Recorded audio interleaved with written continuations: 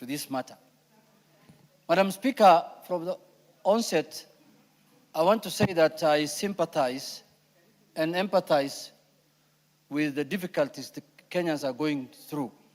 It is true that this rise in fuel prices, Madam Speaker, has put a lot of burden on Kenyans, Madam Speaker, both at home and even in their workplace, Madam Speaker, and has put a strain on their pocket, Madam Speaker.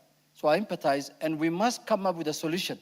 For a fact, the common denominator is that we must come with a solution on this matter.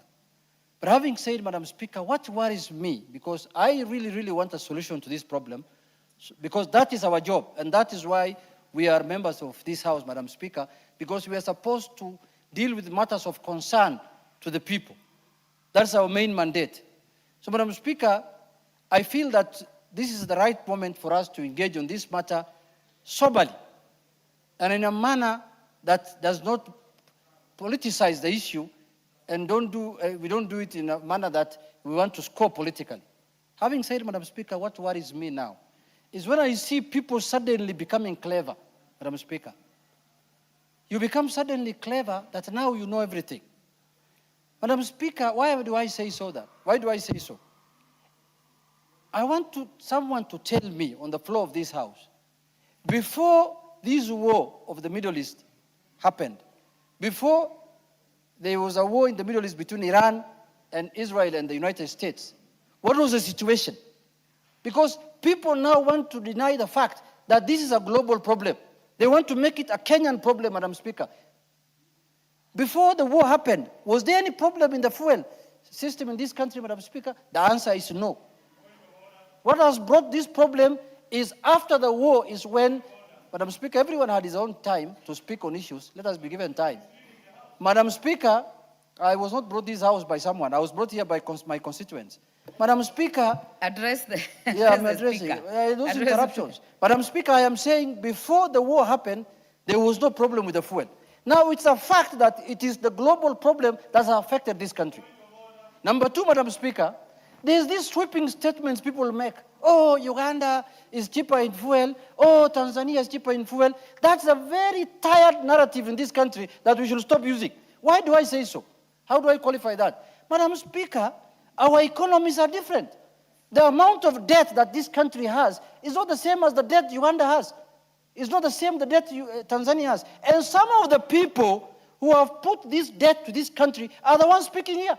They are once the chairs of committees, of budget committee. I asked them on this floor, and it's on record.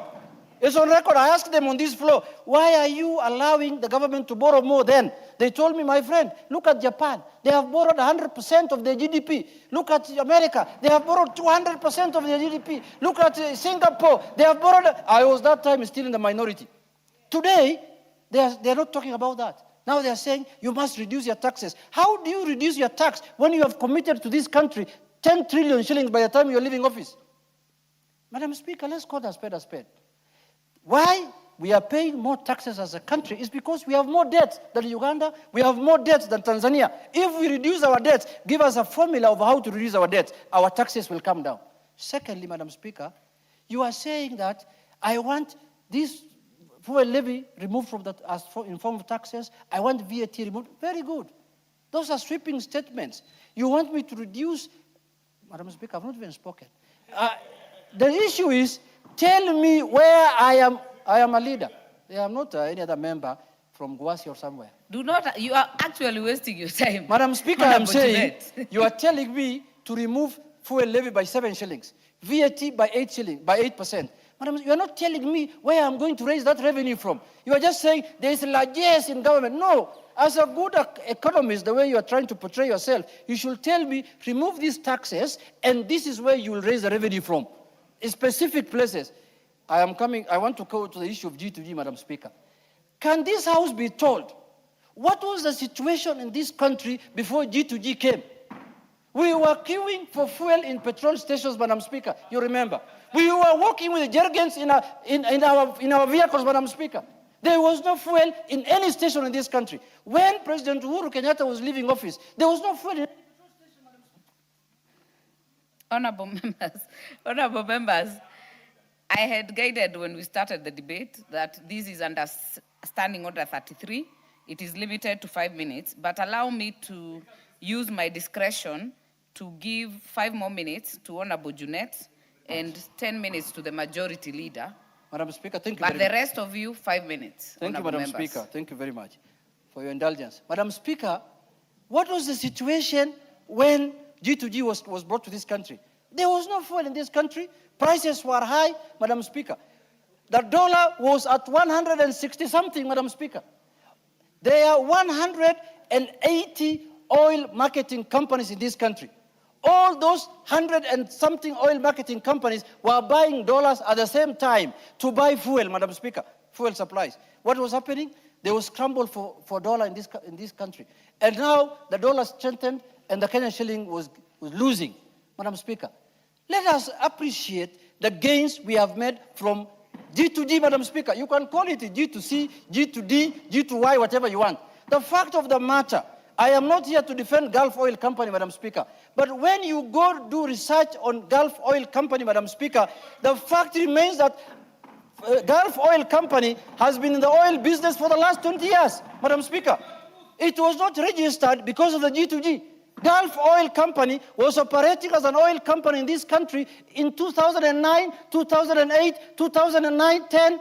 They were the ones even who were winning the OTC even that time. The open tender system, the people who, one of the companies that used to win and supply fuel the whole country was Gulf Oil Company. All that is in record, Madam Speaker. We cannot deny facts, Madam Speaker. You may have problem with the owner. You may want to extort something from him. You want money from him. That is a different matter, Madam Speaker. But the fact that will remain is that Gulf Oil Company has been an oil marketer in this country for the last 20 years. It has been there during Kibaki's time. It has been there during Uhuru's time. And it will be there during Ruto's time. And it will be there when I become president, God willing, which I'm foreseeing in the near future. Madam Speaker, I want to say this. Let us not politicize things just because we want to incite Kenyans. It is true Kenyans are suffering. I acknowledge that we have to do something to alleviate that suffering from Kenyans. But let's do it in a honest manner. Let's not do it in a way that you think you can score politically. You want to portray the broad-based government in black because you think you can win an election. This could be a temporary issue. I don't know what you're going to say in 2 months' time when this war ends and prices come down. If you are telling me it is because of the premium, the way some prophets here are talking about it, why was it cheaper than before the war?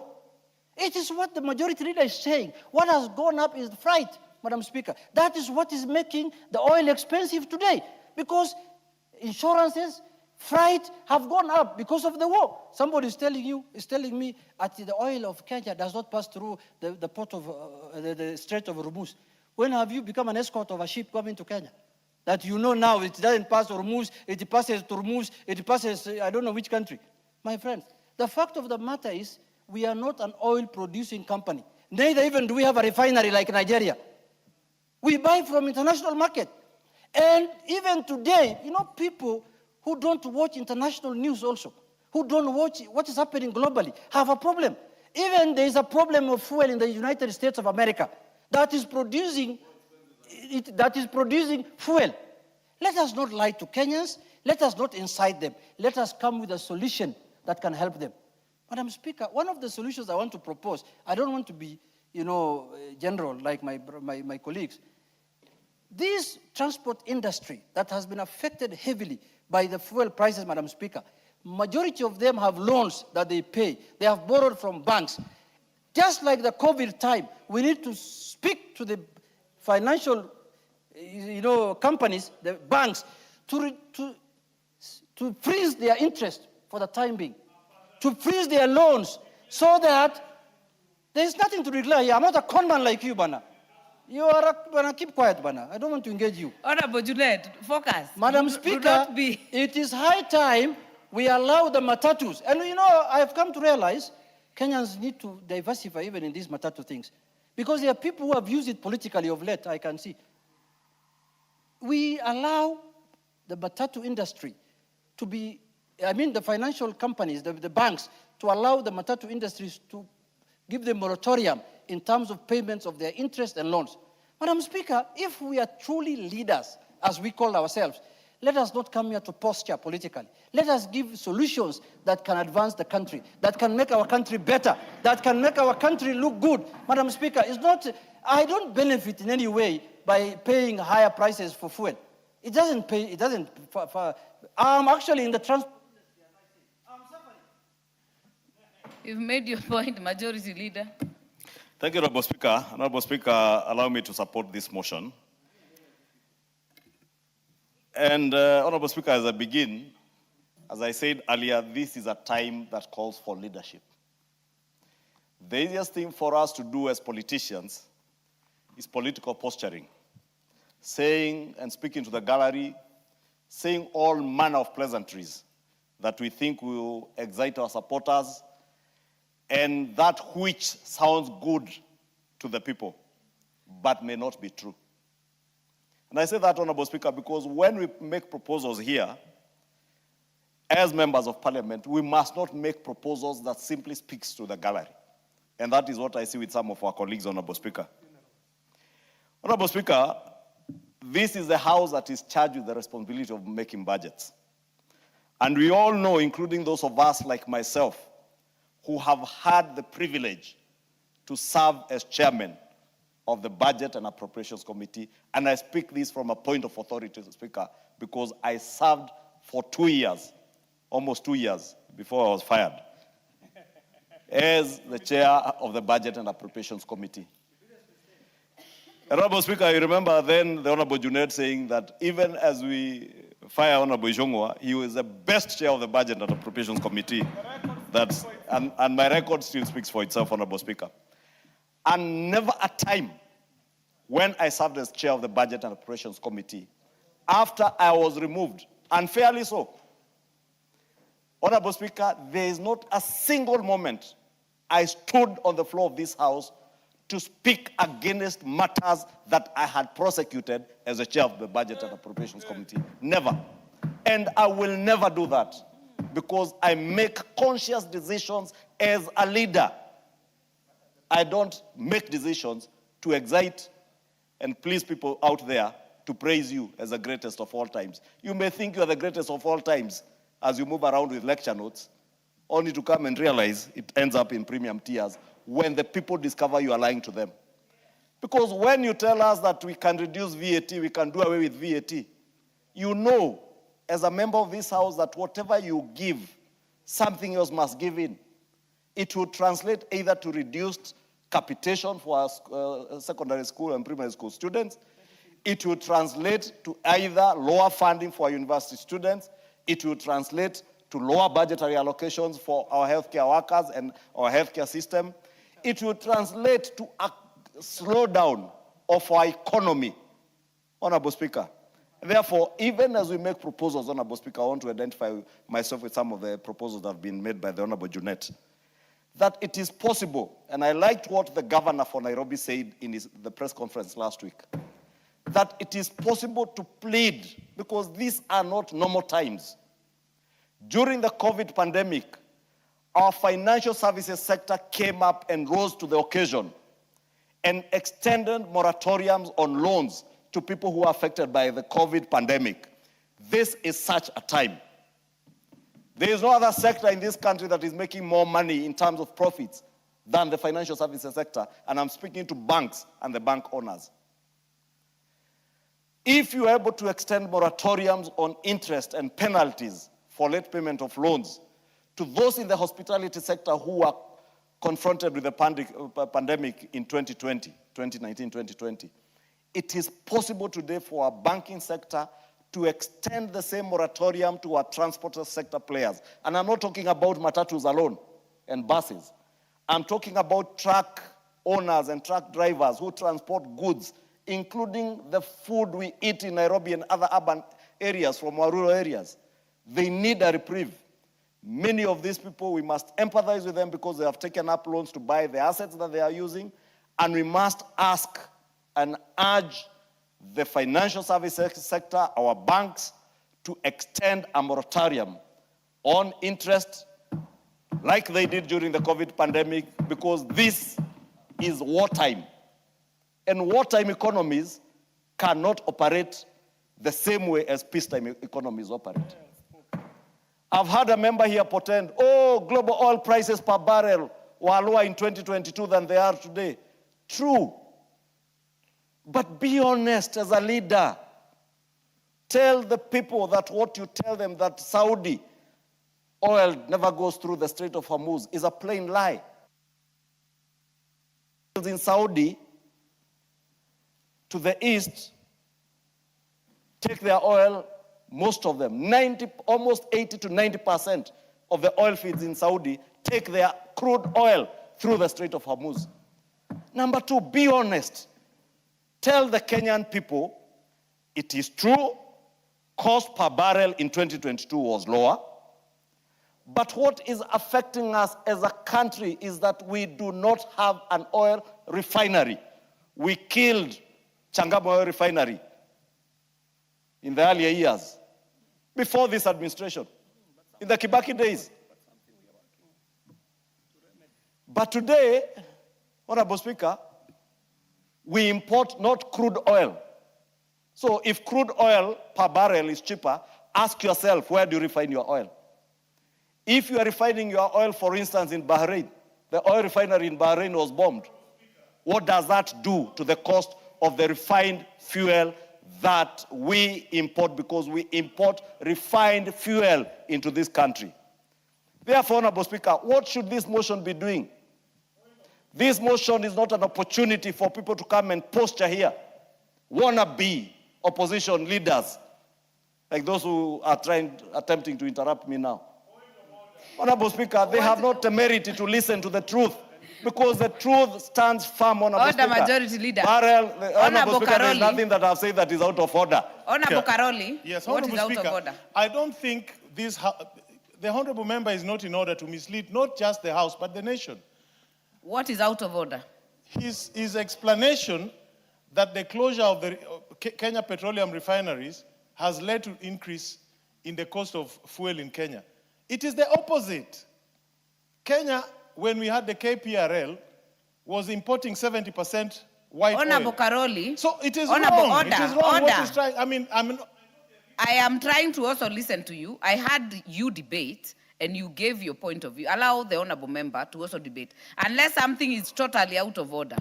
Thank you, Go Honorable on, Speaker, Honorable for the protection, Majority because Leader. the member is on debate and he had his time. If he can just have the temerity and the patience to listen to me, educate him a bit, just a bit. I may not have the ability to educate him on everything. But Honorable Speaker, I was talking about the price of crude oil. We do not import crude oil into this country. We import refined product or processed product, Honorable Speaker. And therefore, if we have seen refineries being bombed, what does that tell you in simple economics, in the law of demand and supply, Honorable Speaker? We have been told, Honorable Speaker, oh, the price of oil in Ethiopia is much lower. I must thank Citizen TV and the journalist called Alex Chamwada. They did a very good piece showing us as the people of Kenya how fortunate we are that we entered into the G2G arrangement. That ensures today we are not short of supply. Honorable Speaker, if we wanted to be populist, it is very easy. Cut down the supply of diesel, for instance. If you are consuming 2 million liters of diesel in a day, cut it by half. Use what we have been told as a fuel subsidy. You have so many billions of subsidy. Use that money to subsidize a lower supply of fuel. And that is what many people are doing today. That is why you will see queues and queues, long queues of vehicles. What is out of because order? they are chasing a smaller amount of product. Honorable Nyoro, what is out of order? My point of order, Honorable Speaker, is on the honesty that we need to debate, to have in this debate. That you are very quick to give examples of Ethiopia and Burundi when it's convenient. Why can't we use the examples that are there of a country like Uganda, Member which for transports Keharu. fuel through Kenya? Order. Member for Keharu, I had Honorable Karoli give examples and there are points of debates. Allow members to give examples as they deem fit to fit their Honorable submission. Speaker, thank you again, Honorable Speaker. I told you these people have no patience because the truth at times becomes very bitter and painful. But let me take you to Uganda, Honorable Speaker, because that is the point I was on. It is possible for us, if you wanted to be populist today, to cut down the supply of diesel, for instance, use the resources, because you subsidize fuel per liter. Therefore, if you are subsidizing, say, 2 million liters of diesel being consumed every day, just cut supply by half to 50%, then do what they are doing in some countries. Make the fuel very cheap, but unavailable. What does that do to our economy? Those are the questions we need to be asking ourselves as leaders. Because I can stand here, Honorable Speaker, and pontificate all manner of goodies and sweet nothings, but they will not help this economy. What we need to look at is how do we chew gum and scale the stairs at the same time, Honorable Speaker. And we must not look at this thing from a short-term perspective, Honorable Speaker. We must look at it in the short term, medium term, and long term.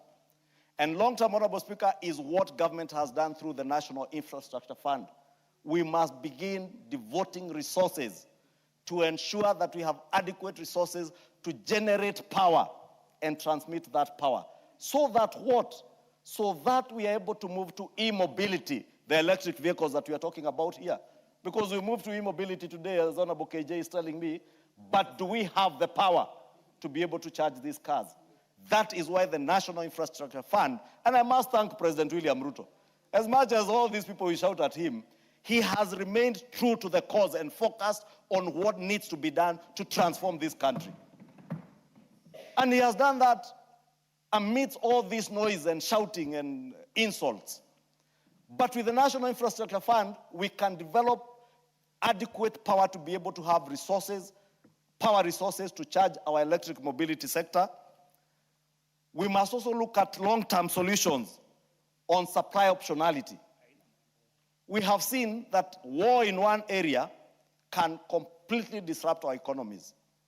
Therefore, we must have supply optionality to look at ways where we can get supplies, whether it's from West Africa or from other areas and other far-flung corners like the US also. But I also agree with Honorable Junet.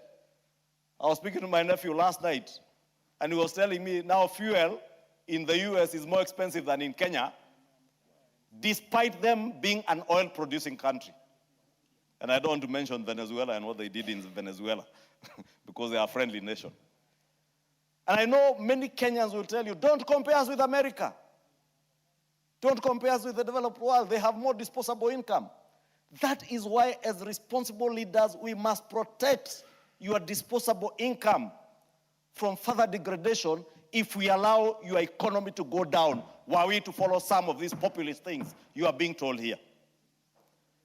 Because if you do not have money on VAT for school capitation, that will mean parents will have to pay for school fees, higher school fees. That further eats to their disposable income, Honorable Speaker. As a nation, Honorable Speaker, and I'm saying this looking at the long term and the medium term, it is inexcusable and indefensible that over the last few decades, we have allowed our country to operate without strategic oil reserves. It's inexcusable, understandable, but indefensible. In the future, we must make sure that the government of Kenya devotes resources to make sure that we have strategic national reserves for oil. If we had strategic oil reserves in this country today, we would be using the oil that was purchased when it was cheaper now to balance out with what we are getting and have moderate prices. These are solutions from leaders. I spoke about diversified sourcing, Honorable Speaker. We must diversify our sourcing of fuel. The Strait of Hormuz, Honorable Speaker, I've heard someone say, oh, all the oil does not pass through the oil of Hormuz. Where the refineries are, you must go through the Strait of Hormuz. Fact of life. But anybody being dishonest and populist will not want people to know that. I dare say the unpopular, but the right thing. I dare propose to this House. Let me add you 1 minute. Conclude. I was saying, Honorable Speaker, I dare say to this House that as leaders, we are dealing with wartime style of logistics around the world in the global supply chain. We cannot compare peacetime supply chain to wartime supply chain. We must be innovative. Locally, Honorable Speaker, I want to call on our financial services sector, our banks. Let us be sensitive. Let us empathize, not with the person you see as a matatu owner, but with the passenger in that matatu. Not the person you see as a farmer of maize, but the consumer of maize flour who buys that maize flour from a kiosk or from a supermarket. So that the moratorium that we extend to our matatu and transport sector owners, whether it is transporters like Honorable Junet, that Honorable Junet will be able, with his trucks, to extend the moratorium he gets from a bank to the consumer by not unreasonably increasing the transportation costs once your financing costs are rationalized. And I want to ask that part of what we should be doing today as a House and as leaders, not as politicians, is working on means and ways on how we'll help our banking sector, first, to extend those sort of moratoriums that they did during the COVID pandemic to the hospitality industry. Let us see the same. And I hope the Kenya Bankers Association, because I have seen them appear before the Finance Committee, will be speaking to some of these issues. And I want to plead with them from the floor of this House. Please, it is okay, and I say this because I'm a shareholder to one of the banks. I am willing to take no dividends from the banks that I hold shares.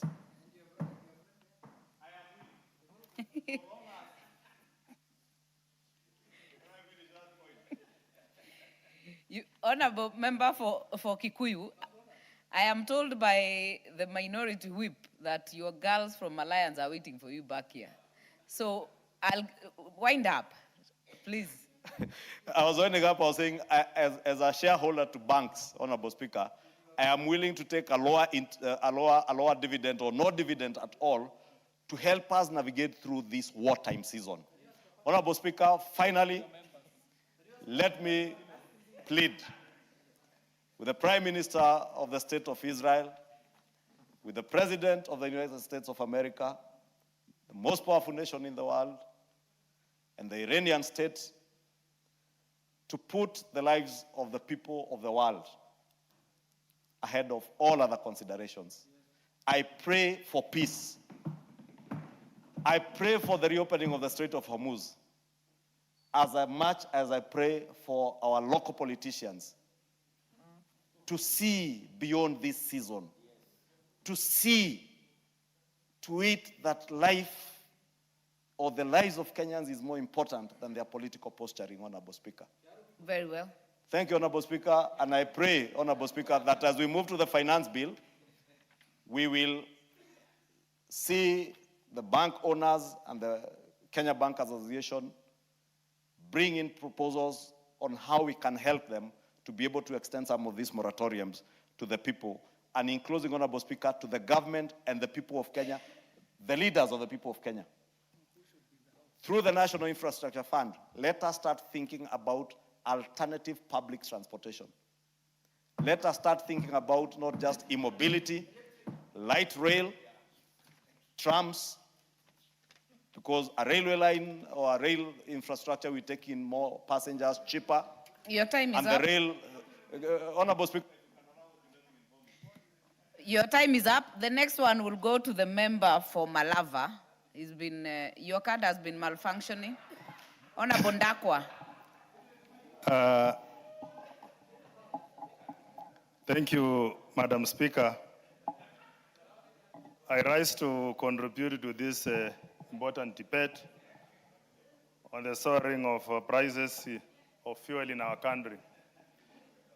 Mr. Speaker, the situation continues to hurt ordinary Kenyans, and especially the poor and the vulnerable members of our society. Mr. Speaker, looking at the prices on the pump, the fuel is not just a commodity. It directly affects transport, food, electricity, even the fees we pay for our kids, and almost, Mr. Speaker, sir, every basic necessity of our society. Member for Malava, I'm definitely not sir. The speaker is definitely not sir. Madam Speaker. Unless you're seeing what I'm not seeing. Madam Speaker, you pardon me. I'm used to, Honorable Wetangula, so our Speaker has been there. So, Madam Speaker, I hope you pardon me. As I continue, I'd like to say that, Madam Speaker, the burden of fuel prices going high, it is a burden that is transferred to the common mwananchi in the villages, in informal settlements in towns, and also it is a high cost that is being led to the people whom we serve, and this is the time we should rise up as people of this country, not just as politicians.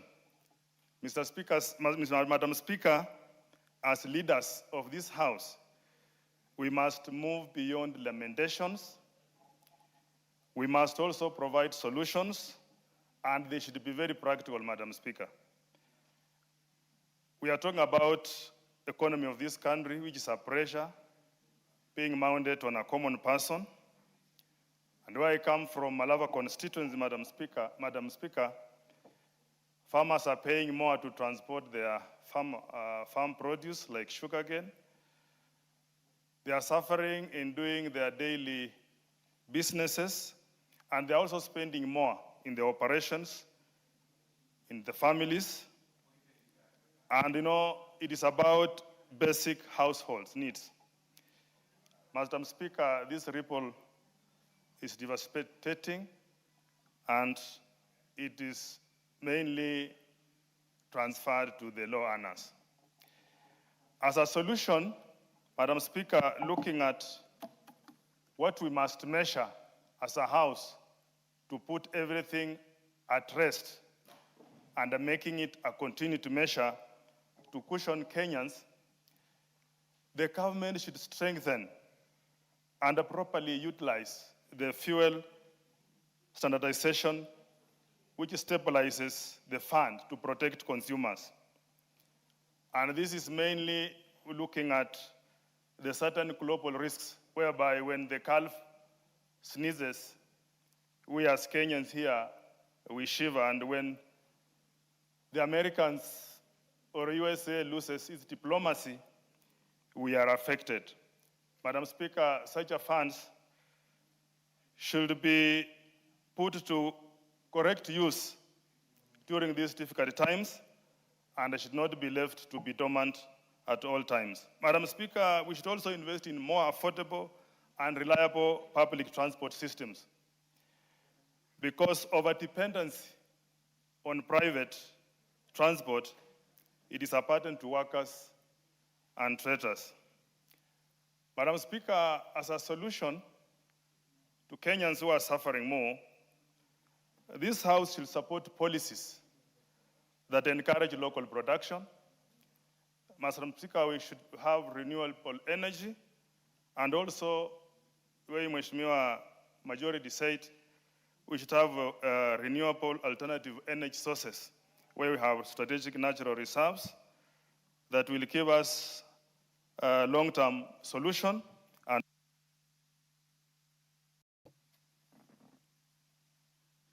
Your time is up.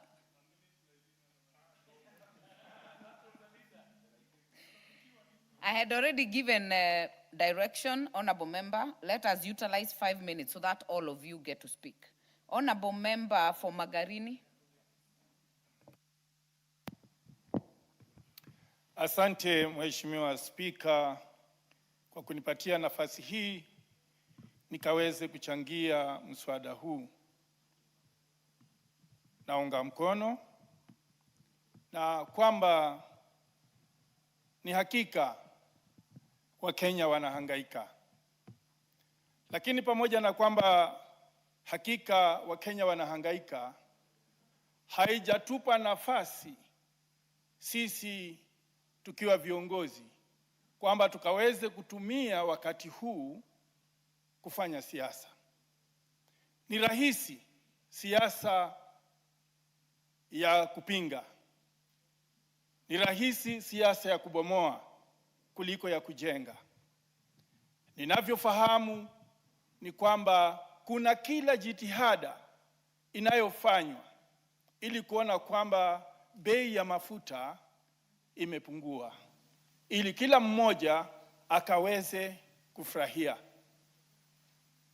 Lakini si kweli kwamba tutoke hapo na badala ya kuwaambia Wakenya ukweli, tuende tukawahadae, kwa sababu neno la uongo ni tamu kuliko ukweli.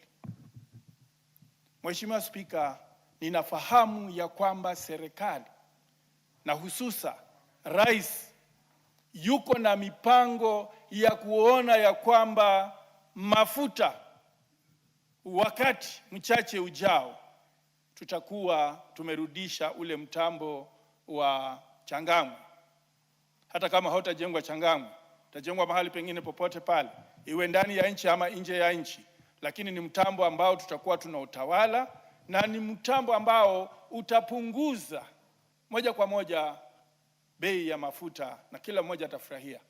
But tunahitaji, samahani Mheshimiwa Spika, lakini tunahitaji subra. Subra ndiyo itatuletea yale mema yote ambayo tunayatarajia katika nchi hii. Lakini matamshi yetu ya hapa na pale, iwe ni matangani, iwe ni katika mikutano yetu, hiyo haitatusaidia kujenga nchi, bali itatusaidia kuibomoa nchi. Nikikumbuka vizuri 2005, ndugu yangu bahati mbaya leo hayuko hapa, ningesema hivyo hivyo hata akiwa hapa. Kuna wakati mmoja alisema, ndugu yangu Kaluma alisema, hii nchi lazima watu watwangane ndio heshima ipatikane. 2007, 2008 hayo yalitokea. Heshima ilipatikana. Ni madhara ndiyo yalipatikana katika nchi hii. Hivyo basi ni wajibu wetu tukiwa viongozi tuone kwamba matamshi yetu yawe ni ya kujenga nchi. Naunga mkono pia wazo la kwamba tukaweze kuwa na hazina, tukaweze kuwa na mapipa ama matangi ambayo yatakuwa ni ya kuhifadhi mafuta kwa siku za usoni. Hiyo itaweza kutusaidia, lakini tusijilinganishe na nchi jirani, kwa sababu ukora wanaofanya kwa mafuta yao ya kupunguza bei ya mafuta, sisi tukitumia gari zetu zitaharibika. Kuna hayo makampuni ambayo huchanganya hayo mafuta ili kurudisha bei kuja chini, na hiyo itatuharibia magari. Kwa hayo machache, Mheshimiwa Spika, asante. Asante sana. Mheshimiwa Bernard Kitur, mbunge wa Milima Nandi. Thank you very much, Madam Speaker, for the opportunity to also contribute on this very important conversation, and to appreciate also the Speaker for allowing that we have this opportunity. I know Kenyans were expectant that today, when we are opening up, when resuming up the recess, this is a serious conversation that we needed to have. And I want to thank you for giving us this chance. First of all, I want to thank the government for taking the initial conversation immediately on February 28th, when we had this challenge of the problems that happened in the Gulf, and the prices spiked, and immediately the government, of course, with this great house, reduced the VAT from 16% to 8%, which obviously really assisted. And besides that, there was the utilization of the Petroleum Development Levy Fund of about 6.2 billion.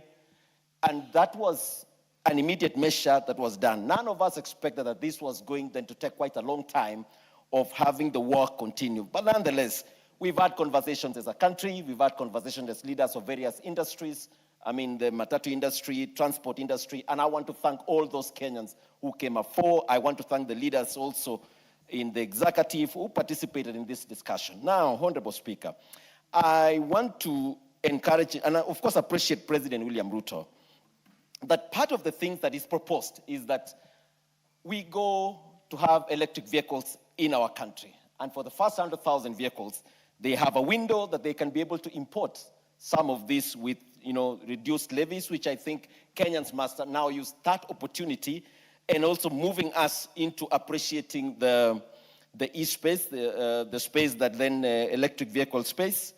And I want to also encourage that we also still give more support that we can have the local manufacturing around that space.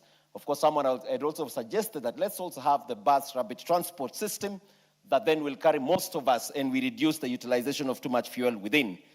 Also, the concerns that I think is global and real is that when you look at countries like the US and the Europe, they really have a huge power in terms of keeping this, enough reserves. In our country, we have about 20 days. Other countries do have 90 days.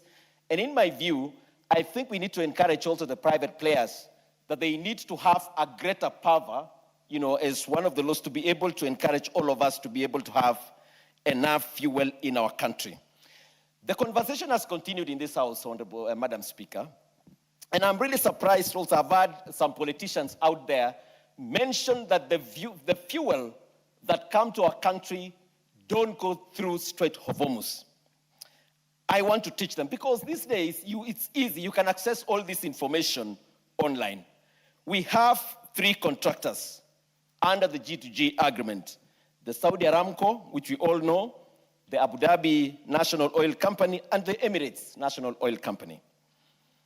Madam Speaker, when you check out, it's a fact that 96% of the oil, of the fuel from Saudi Aramco go through the Strait of Hormuz, which now definitely they had to create other channels which are more expensive to be able to have that fuel, landing here in Mombasa. Secondly, is Abu Dhabi has over 50% of their fuel also going through the same. The Emirates NOC have 96% of the liquefied natural fuel, as well as the crude fuel is 55%. So it tells you clearly that all these fuel go through Strait of Hormuz. And therefore, when there is a blockade, they have to create other ways of how to get this fuel in Mombasa. Therefore, the landing cost has gone way up. And I would be expecting that then leaders who will be speaking going into the future must be honest to Kenyans. You don't speak as it suits you. There are also facts that must be backed up on what we're talking about.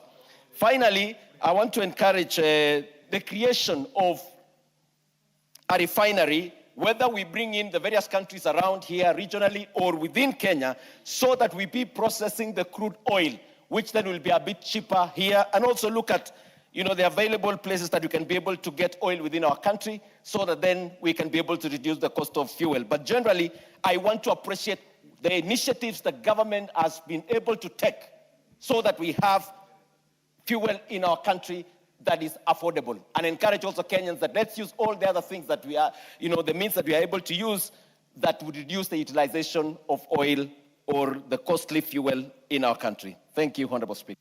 Very well. Honorable KJ.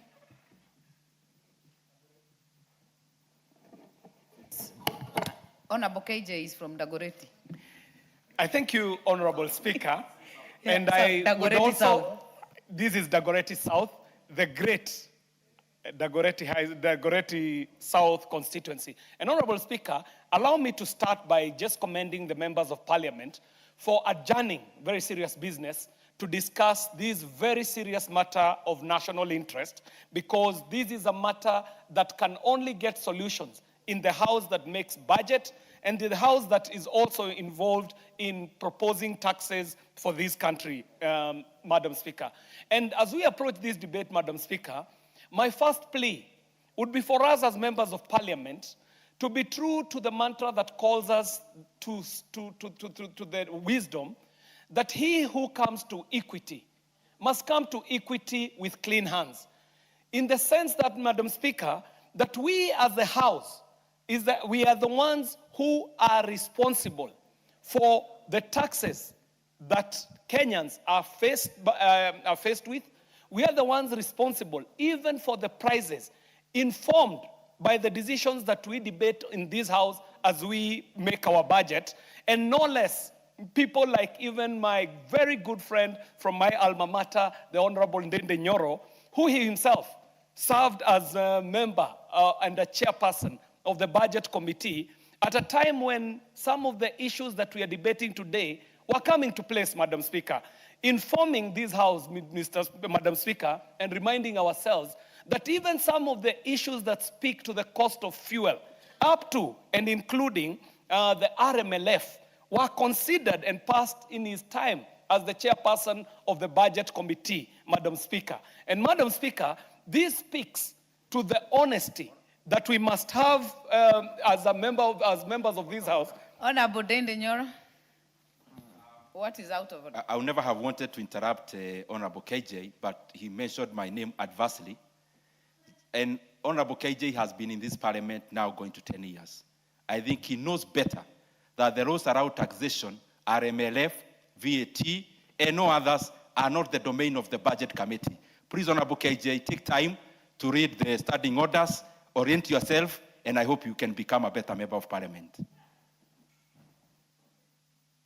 Honorable Speaker, I do say this speaking to the principle of collective responsibility, that it was in the time when Honorable Ndende Nyoro was a chairperson of budget that the RMLF came into place. And Madam Speaker, at that time, he was almost mute about this matter. So he might not have found his new voice at this time when we are debating this issue of fuel cost in this country, Madam Speaker. And Madam Speaker, that is not what I did rise up to speak about. My point was that he who comes to equity must come to equity with clean hands, Madam Speaker. Madam Speaker, it is a time when this House must make decisions. And some of these decisions are informed by matters that go beyond the boundaries of this country, Madam Speaker. The issues that are happening internationally, up to and including the wars that are happening around the world, and even the situation in the Strait of Hormuz, do speak to the cost and prices that are happening today. But Madam Speaker, this House has to be sensitive to the members of the public in this republic, and even more so, operators who are directly affected by the rise of the cost of fuel, who are our constituents, Madam Speaker, and our business is to debate solutions, Madam Speaker, as it is informed by our mantra that we serve for the welfare of society and the just government of the people. Madam Speaker, it has to also be noted that we are at the time of budgeting. It is budgeting season for this House. That some of the reliefs that we seek, Madam Speaker, we have to say that they are considered in this budget that is coming up, Madam Speaker, and I dare say, even ahead of time, that there shall be resolutions that shall be passed by this House as we are debating this budget and passing it, that will also speak to the matters that we are considering today. Madam Speaker, it must also be noted as we are debating this issue that we are not at liberty as Kenya to compare ourselves even with our neighbors, Madam Speaker, because the situation that is affecting the world is being felt across the globe. And even as we talk about fuel prices in our neighboring countries, we must be reminded that in places where the prices are fewer, the fuel is not available, Madam Speaker. And I'm reminded of an expose that was done by the journalist called Alex Chamwada, where he was showing us as the Kenyans that even that Ethiopia that we compare ourselves to itself might be having lower fuel prices, but does not have the fuel to sell, Madam Speaker. And it must be a commendation to the government that there was foresight in the arrangements that availed fuel at a time of crisis, as we are speaking today, that Kenyans, unlike our neighbors, are not queuing to get fuel, Madam Speaker, and that the last time Kenyans were queuing for fuel is at a time of the last government where prices were so high, and even the remedies that were put were very punitive to Kenyans. Madam Speaker, the solutions must be found in this House, and we must start walking in the direction of those solutions. Madam Speaker, we know that fuel just came about as petrol came about as fuel not more than 100 years ago. And before that, there was coal, Madam Speaker. And as we speak today, the world must start walking in a direction where we are talking about green energy, Madam Speaker. And I must commend people like Moses Nderito, he himself an industrialist and a very forward-thinking Kenyan, even with some of the things that we are seeing in innovation, up to and including the electric buses that we are seeing. But Madam Speaker, it would be unfair for me to conclude without calling upon the financial institutions and banking sector to look into this matter as a Kenyan situation that needs reprieve, even from the banks, Madam Speaker. That at a time of COVID, we saw banks moving towards cushioning Kenyans against some of the costs, Madam Speaker. And if there's a time that Kenya must call our banking sector to patriotism, that time is now, Madam Speaker. Madam Speaker, I want to thank you for this opportunity and call upon Kenyans to also consider forward thinking as we even put. Your time is up. Member for Embakasi West. Thank you, Honorable Speaker. And Honorable Speaker, right from the get-go, I want to thank the Speaker and the team that has brought this issue of fuel. Honorable Speaker, this is a very emotive issue. And even today, Honorable Speaker, when I was in one of my WhatsApp groups, I wrote that today we are reporting back to work as members of Parliament, Parliament coming back from recession, and everyone who was tagging me in that same WhatsApp group was, can you discuss fuel together with other issues? Honorable Speaker, we're talking about a war that has affected fuel prices globally. And Honorable Speaker, this issue is not new because when the Ukraine war started, fuel prices were still an issue. Honorable Speaker, it's good to note the Ukraine war has now gone on longer than the Second World War. We now have an Iran war. We don't know how long this war is going to go for. So that is something that we must bear in mind. Honorable Speaker, having learned from that, we must now anticipate what might happen, because now we know that war affects fuel prices. Palestine is a risk. We have Iraq, we have Venezuela, we have Cuba. All these countries, there is a risk that there could be a further war, maybe with the US or one of the partners of the US. So that is a risk that we must put in mind. Honorable Speaker, we must remember that tariffs are always affecting fuel prices. Sanctions that every day are always issued now and then. The economic trends, the global economic trends, scarcity as well, and that could be an issue in the future because we do know that oil fields in various countries, Dubai and other areas, we've seen them drying up. Honorable Speaker, the US dollar, how the rate goes up and down. We're not stranger to what happened in 2022, where the US dollar affected us. Honorable Speaker, disease. You know, we shut down the country just about 6 years ago because of COVID. We must accept there's an Ebola crisis just across the border. Honorable Speaker, there's still hantavirus, which had marooned a number of foreign citizens somewhere, and they're still being treated, and who knows what could happen. So these issues, Honorable Speaker, we must be alive to them, that they will always be there. And once we accept that they will always be there, then it moves us to the next step. Well, Honorable Speaker, we look at, right now, we have a G2G deal. And Honorable Speaker, I'll submit to you that this deal was more built on supply rather than looking at price. So at the very beginning, it looked like a very good deal. But having even listened to even some of the people who've contributed, is that we can see that there is a problem with this G2G deal. And if it cannot respond to the issue of price, then it is a bad deal. And we must consider getting rid of it. And Honorable Speaker, I want to put a practical example. We know that there are a number of people who are heading EPRA, KPC. They tried. They realized there was a problem with the G2G deal, and they tried to find a way to get cheaper fuel into the country. And lo and behold, unfortunately, these people lost their jobs or are fired, and innocent people like Joe Sang who lost their jobs. I didn't want to go into that direction. But those people who went to incite this situation to have some of those people fired, we've come to realize they had interests. And Honorable Speaker, I'm not afraid to say, the chair of KPC, Faith, we now know they had interests. And that's why they didn't want to see anybody was trying to go outside this G2G deal. So, Honorable Speaker, the systemic shocks will always be there.